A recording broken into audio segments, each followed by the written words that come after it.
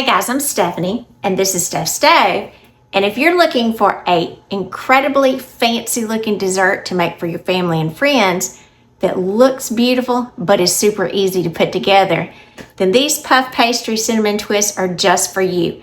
They're flaky, golden, and got that wonderful cinnamon sugar going all throughout them, and they're amazingly easy to make. So, let me show you how to do it. All right, for our puff pastry, first thing we need to do is preheat our oven to 400 degrees and let this start preheating. Now I've got 2 trays that I'm going to use 2 cookie sheets. One of them I've lined with a silicone baking mat so you can see the difference, and one of them I've lined with parchment.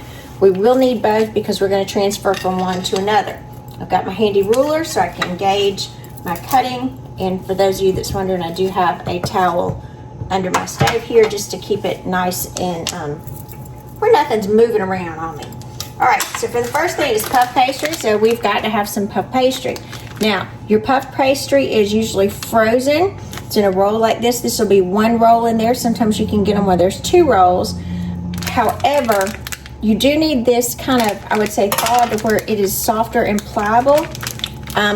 If you take it directly out of the freezer when you're getting ready to use it, you can microwave it for about half power, 15-second increments for about 45 seconds total, and it will become nice and pliable. You want to be sure that when you unroll it, that it's not going to break or tear. That's kind of what you're looking for. Now, if you don't want to do that, you can absolutely just put it on the counter for about 30 minutes, kind of prior to when you're getting ready to use it, and it will be thawed out just enough. It doesn't need to be out there for a long time because it still does need to be cool. If you can see, this is still, I'm trying to be gentle unrolling it, so I'm taking my time here, and you want to do the same as well. Don't pull it hard because it will break. Now as we get to the end, because the center was nice and cold, we could have a little break in here. So that's why I'm being very, very gentle. And you will feel with your hand it's getting increasingly colder as we're moving to the ends. We got that out nicely. Just gonna press this down so it's flat because that last little edge was kind of curling up on us. And if you'll see, it'll reach about the width of my pan. Now I'm gonna leave this little paper that came on it because that'll help us in the cleanup here.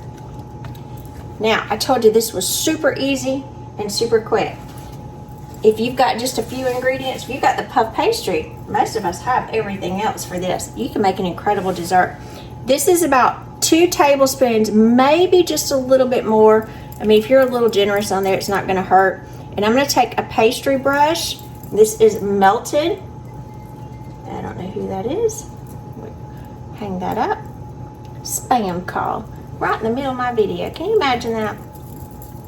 Anyway, back to our video. I'm just going to kind of move this around to be sure it's nice and combined. And then with my pastry brush, I'm going to brush all of this melted butter. So I'm kind of scooping generously because we're going to use every bit of it. You can say, why don't you just pour it on the middle? Because I want to distribute it. And I just have a little bit more control over it, dipping it like this. Now, if you're better, kind of at the end I will, but in the beginning I don't want it everywhere. And then with my pastry brush, you're going to need to brush this so it coats the entirety of your puff pastry. Now get it nice and shiny. And you can see where it's still cold, it's like the butter is already chilling. I would say almost starting to solidify again, which is a good thing. Which is a good thing in this instance. We just want to be sure the entirety of it is well coated. Good job there. All right, now for this one, I'm just going to sit over here. This is just a 4-cup measuring cup. We're going to have some brown sugar. So I'm going to take 1/4 of a cup of brown sugar, and I'm running it to the side because a brown sugar measure should always be packed. So I want that packed full. That nice little form, so we know it's really compacted as well. And if you had dark brown sugar, you could absolutely use that. It would just give a little deeper, more molasses flavor to it. But again, that's more of a personal preference. And then we're gonna have cinnamon because it is cinnamon. And here's, we're gonna use 2 teaspoons of ground cinnamon. And if you like a lot of cinnamon, you can be a little bit more generous with your measurement. If not, you can kind of back it down a little bit. That will, again, be one of those personal preference things. I'm just gonna mix this together. Be sure that the brown sugar is broken up and our cinnamon. Whew, see the little puff in there? I got a quick sniff of that cinnamon, which was super good. It's all broken down together. Kind of pressing it down so I don't have any clumps in my brown sugar. It's nicely incorporated. Now we're going to take this and I'm just going to kind of spread it along here, all over the top of our puff pastry. You're going to have to get your hands into it. Then I'm going to take my hands and rub it. Make sure your hands are nice and clean.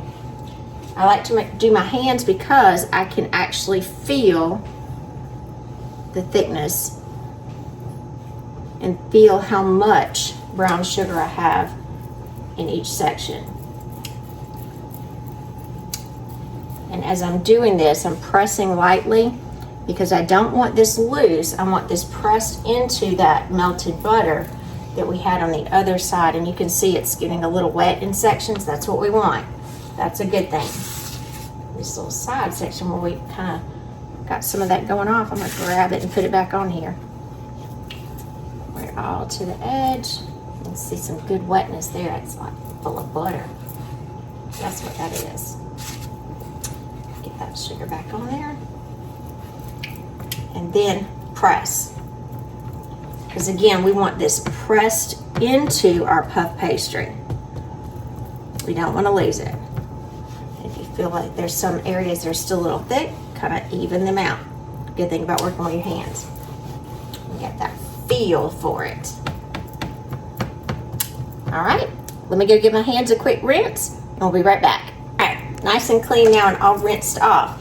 So now this is where our ruler comes in. For our ruler, I'm just going to lay this vertically here, or almost vertically, and I'm going to take my pizza cutter. And if you don't have a pizza cutter, you can use a knife. That's fine too.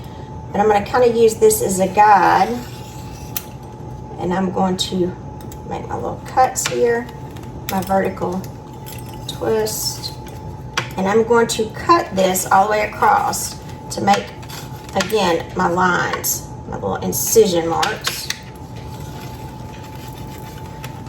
You will probably end up with 12, maybe 14, depending on the brand of puff pastry that you're using. You'll end up with an even number, which is important. I'll have to count mine when we're finished. Because again, if you're a little off, not a big deal. Not a big deal. Go all the way down vertically. And again, we're doing the ruler as a guide because we do need these to be very, very similar size. I've got so much cinnamon, I can see it attached into my ruler there. That means it's nice and in there.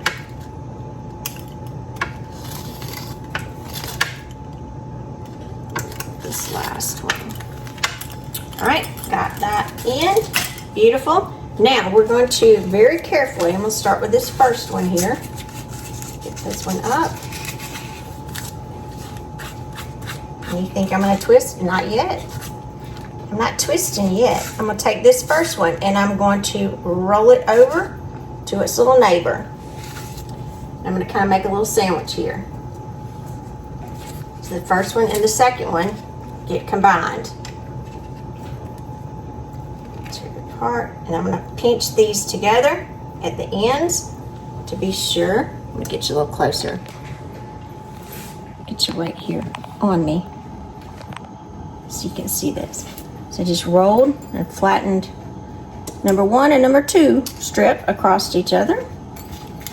And these bottoms here where they're coming together, I'm going to kind of crimp. Now, press these together, and we're going to start twisting. You can twist however many twists you can get. 6, 8, 10, just till it's nice and twisted.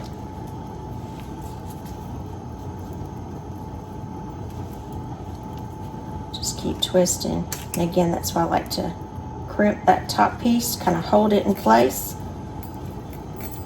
and twist just like that. So there's my first twist. Now for this, I'll move you back this way for just a second so you can see, so you're moving with me. This one I'm going to take and I'm going to put it on my clean baking sheet, so I'll be able to line all of them there. So I'm going to continue going through, and I'm going to do the same thing again on these. So this will be number 3 and 4, going over, kind of like create a sandwich, so to speak. And if you stretch them a little when you're doing it, that's fine, because they're getting very soft at this point because they're defrosting. I'm going to crimp the top and the bottom, make sure they're together, and then I'm just going to start twisting. Just start rolling it around. If it comes undone, just put it back together. Not a big deal. Twist, twist, twist. And again, they're going to come undone a little bit as you move them, so don't fret. You will see some of the cinnamon peeping through. You want them about 1 inch or 2 apart because they're going to expand. So I'm going to continue on, get the rest of these put together, then we'll be right back. All right, I've got all of them, and if you notice, I actually ended up with one odd one. So I ended up with 13 strips or 6 twists. So again, don't fret if you do that. So what I'm gonna do, I'll make a little shorty. So I'm gonna take the top and double it over to the bottom, pinch it together, and then just twist. Now you could double each of these if you wanted a little short cinnamon twist. It doesn't matter. You could do it any way you choose.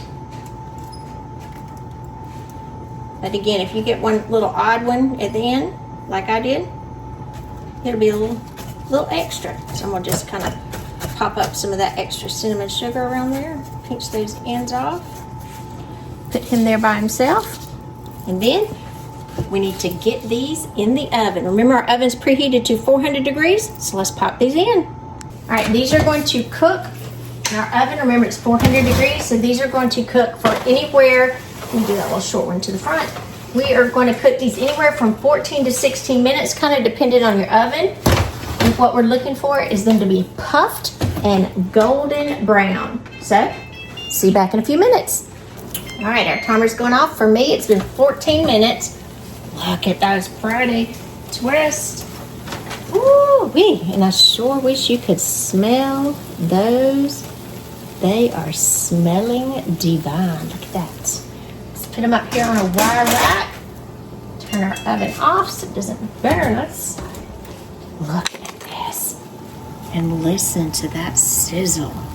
These need to cool just a couple of minutes so they don't burn us, and then we are diving in. I'm Stephanie, and this has been Steph's Stove. For today, we made these super, super easy cinnamon twist puff pastries. Look at this. Listen to that crunch. A perfect, easy treat. On that cinnamon sugar. Amazing. I'm gonna finish that in a minute. If you've loved this recipe, it's super easy to make. Very family friendly. And if you're on a time constraint, easy, easy, easy to do. Be sure to give us a like, click that subscribe button, and share it with a friend. Because remember, Steph's Stove, we're making memories, one dish at a time. Thanks for watching, guys. Have a wonderful day.